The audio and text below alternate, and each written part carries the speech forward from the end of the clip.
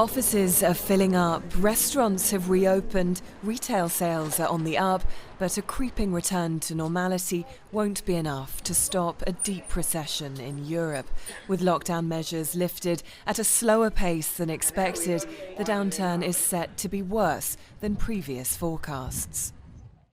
The pandemic has hit the European economy harder than previously expected, even if a cautious rebound is now beginning.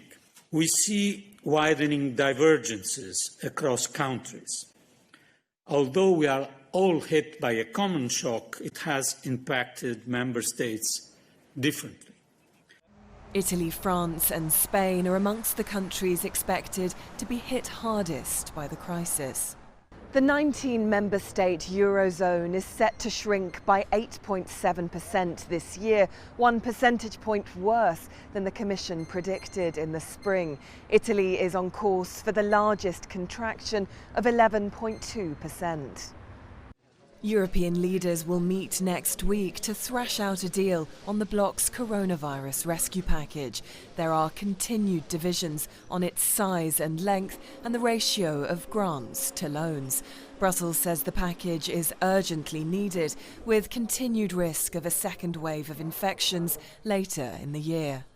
The figures that came out today are more realistic than we've seen in the previous months, because we're now seeing the real impact of the crisis in the European economies. But we're still very far ahead from making any real and credible conclusions on how European economy will going to react in the third and the fourth quarter of the year. The Commission has warned of rising unemployment and a cash crunch that could damage European businesses. Failure to sign off a Brexit deal could also hinder growth for EU members and still more for the UK, already forecast to contract by 9.75% this year. Tough negotiations continue between the UK and the EU, adding to the uncertainty about Europe's economic prospects. Lucy Hoff, CGTN, Brussels.